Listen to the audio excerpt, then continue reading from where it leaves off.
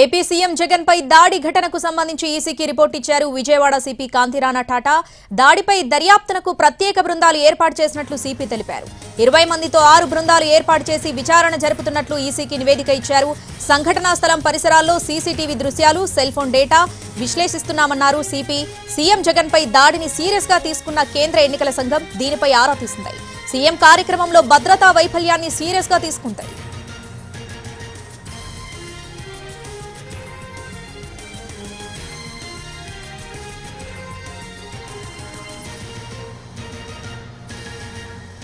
AP CM Jagan పై దాడి ఘటనకు సంబంధించి ఈసీకి రిపోర్ట్ ఇచ్చారు విజయవాడ సిపి కాంతిరాణా టాటా. దీనికి సంబంధించి పూర్తి అప్డేట్స్ మా ప్రతినిధి పిఎంఆర్ చంద్రశేఖర్ లైవ్ లో అందిస్తారు.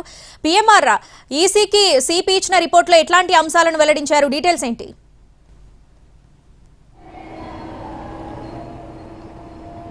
శ్రావణి, మనకు అందుతున్న సమాచారం మేరకైతే ఈసీకి బెజవాడ సిపి కాంతిరాణా తాత ఎవరైతే ఉన్నారో ఆయన ఒక నివేదికను అందజేసినట్టుగా తెలుస్తోంది. అయితే ఇన్సిడెంట్ ఏ విధంగా జరిగిందన్న అంశంతో పాటుగా ఇన్సిడెంట్ జరిగిన తరువాత దానికి సంబంధించిన చర్యలను ఏ విధంగా తీసుకున్నామన్న అంశానికి సంబంధించి, అలాగే దర్యాప్తు ఏ విధంగా చేపడుతున్నామన్న వ్యవహారానికి సంబంధించిన కొన్ని విషయాలను నివేదికలో పొందుపరుస్తూ ఈసీకి బెజవాడ సిపి కాంతిరాణా తాత ఇచ్చినట్లుగా తెలుస్తుంది. సో మనకు అందుతున్న సమాచారం మేరకైతే దాడి దర్యాప్తుకు సంబంధించి ప్రత్యేక బృందాలను ఏర్పాటు చేశాము. మొత్తం 20 మంది సిబ్బందితో 6 బృందాలుగా ఏర్పాటు చేసిన ఈ బృందాలు ఇన్వెస్టిగేషన్ టీమ్స్ మొత్తం టాస్క్ ఫోర్స్ ఆధ్వర్యంలో ఈ 6 బృందాలు పర్యవేక్షిస్తున్నాయి. 6 బృందాలు దర్యాప్తు చేస్తున్నాయి. ఎవరెవరిని అక్కడ క్షేత్రస్థాయిలో ఫీల్డ్ విజిట్లోకి వెళ్ళి అక్కడ ఆరా తీయడంతో పాటుగా సెల్ ఫోన్ డేటాకు సంబంధించిన సమాచారాన్ని కూడా విశ్లేషిస్తున్నామని ఈ నివేదికలో కాంతిరాణా తాత పేర్కొన్నట్లుగా తెలుస్తుంది. మరొకటి, అసలు ఈ విజువల్స్ తీసే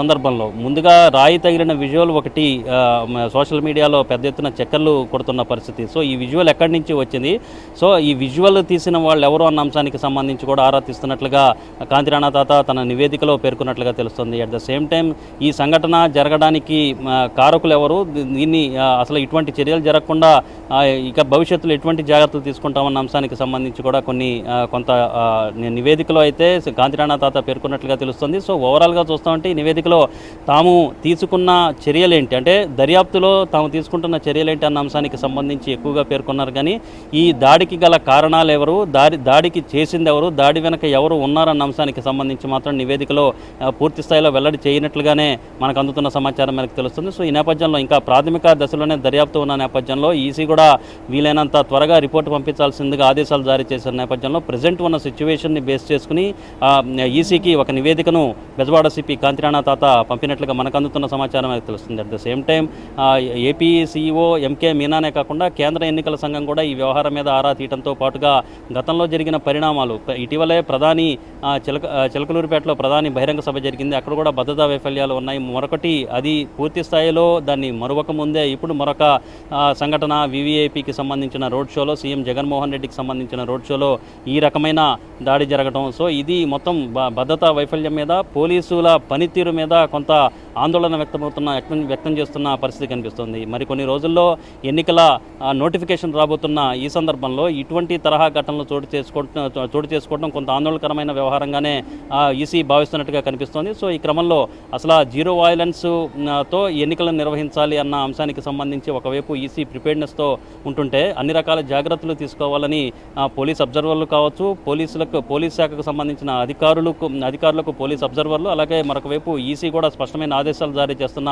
ఈ సందర్భంలో ఏకంగా సీఎం జగన్మోహన్ రెడ్డి మీదే రాళ్లదాడి జరగటం, అది భవిష్యత్తులో మరింత పొలిటికల్ వైలెన్స్కు దారితీసే అవకాశం లేకపోలేదు. సో దాన్ని కూడా కట్టడి చేయాల్సిన అవసరం ఉందన్న సూచనలు ఈసీ వైపు నుంచి పోలీసు ఉన్నతాధికారులకు వెళ్ళినట్లుగా తెలుస్తుంది. సో ఈ క్రమంలో ఈ దర్యాప్తుకు సంబంధించిన ప్రజెంట్ సిచ్యువేషన్ని ఎంతవరకు ఉంది అనే అంశానికి సంబంధించి ఈసీకి నివేదికలో కాంతిరాణా తాత పేర్కొన్నారు.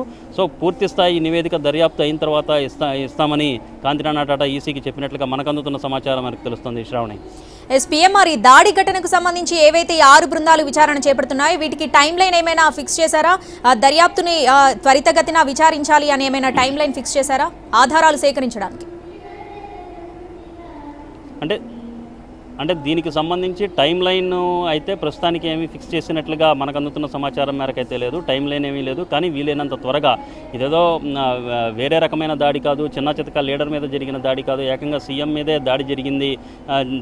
సో ఈ నేపథ్యంలో దీన్ని ఇంకా జాప్యం చేస్తా కూర్చుంటే ఖచ్చితంగా నిందితులు దొరకకుండా పోయే అవకాశం ఉంటుంది. అసలు ఇప్పటికే అనేక సవాళ్లను ఈ దర్యాప్తులో పోలీసులు ఎదుర్కొంటున్న పరిస్థితి ఉంది. ఒకవైపు కరెంటు లేదు, కరెంటు కట్ చేశారు. మరొకవైపు ఇంటర్నెట్ సేవలు కూడా కొన్ని వైర్లను కట్ చేయడంతో, కొన్ని కేబుల్స్ని కట్ చేయడంతో చాలా చోట్ల సీసీ కెమెరాలు కూడా పనిచేయని పరిస్థితి ఉంది. అలాగే స్ట్రీట్ లైట్, అలాగే రోడ్లలో పెట్టే పోలీసు విభాగం పెట్టే సీసీ ఫుటేజ్లోనైనా ఏదన్నా నిందితులు దొరుకుతారా అన్న కొంత ఆశావాహం వ్యక్తం చేసినప్పటికీ పూర్తి కటిక చీకటి ఉండటంతో ఎవరిని కూడా క్యాప్చర్ చేయలేని పరిస్థితి నెలకొని ఉన్నట్లుగా మనకి అందుతున్న సమాచారం మేరకు తెలుస్తుంది. సో ఈ నేపథ్యంలో ప్రధానంగా ఈ ఫోన్ డేటాకు సంబంధించి, కాల్ డేటాకు సంబంధించి, అలాగే ఈ విజువల్స్ తీసిన సందర్భంలో ఆ విజువల్స్ ఎవరెవరు తీశారు, ఎక్కడెక్కడి నుంచి ఇవి ఫార్వర్డ్ అయ్యాయి, అసలు ఫస్ట్గా ఈ విజువల్ ఎవరు తీశారన్న అంశానికి సంబంధించి ఆరా తీస్తూ సో దాన్ని ఒకటికి ఒకదాన్ని లింక్ పెట్టుకుంటూ ఎస్టాబ్లిష్ చేసుకుంటూ కేసుని బిల్డప్ చేసుకుంటూ వెళ్ళే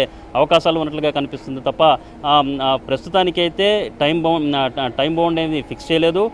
మరొక వైపు వీలైనంత త్వరితగతిన నిందితుల్ని అలాగే దీనికి కారకులని పట్టుకోవాలన్న దిశగా కూడా ఒక దర్యాప్తు అయితే వేగవంతం చేస్తున్న పరిస్థితి పోలీసు విభాగం వైపు నుంచి కనిపిస్తుంది. మరొక వైపు అజిత్ సింగ్ నగర్లోనే ఈ దాడికి సంబంధించిన ఎఫ్ఐఆర్ నమోదైంది. దీనికి సంబంధించి మాజీ మంత్రి వెల్లంపల్లి ఇచ్చిన ఫిర్యాదు మేరకు అజిత్ సింగ్ నగర్లో ఎఫ్ఐఆర్ దాఖలు చేసిన నేపథ్యంలో వీలైనంత త్వరగా దీనికి సంబంధించిన ఎవరైతే తప్పిదం చేసిన వాళ్ళు ఎవరైతే ఉంటారో, నిందితులు ఎవరైతే ఉంటారో వాళ్ళని పట్టుకునే అన్ని రకాల చర్యలు తీసుకుంటామని చెప్పినప్పటికీ అనేక సవాళ్లను ఎదుర్కొంటున్న పరిస్థితి పోలీసుల వైపు నుంచి కనిపిస్తుంది. పోలీసులకి అనేక సవాళ్లు ఎదురవుతున్న పరిస్థితి కనిపిస్తుంది. ప్రధానంగా ఇక్కడ గంజాయి వినియోగం చాలా ఎక్కువగా ఉంటుందన్న చర్చ కూడా జరుగుతుంది. గంజాయి వినియోగం ఎక్కువగా చేసేవాళ్ళు, కొంత హడావుడి చేసేవాళ్ళు, ఆకతాయిలు ఉంటారు కాబట్టి వాళ్ళ కదలికల మీద కూడా కొంత సమాచారాన్ని సేకరిస్తున్నట్లుగా మనకి పోలీస్ వర్గాల నుంచి అక్కడ జరుగుతున్న పరిణామాలు బట్టి మనకు అర్థమవుతోంది. శ్రావణి, ఎస్పీఎంఆర్ ఇప్పుడు వెలంపల్లి ఇచ్చిన స్టేట్మెంట్ ఆధారంగా ఎఫ్ఐఆర్ నమోదు చేశారు కదా, ఇప్పుడు జగన్ స్టేట్మెంట్ కూడా రికార్డ్ చేసే ఛాన్స్ ఉందా? ఖచ్చితంగా స్టేట్మెంట్ రికార్డ్ చేశారు. దాన్ని బేస్ చేసుకునే ఎఫ్ఐఆర్ నమోదు చేశారు.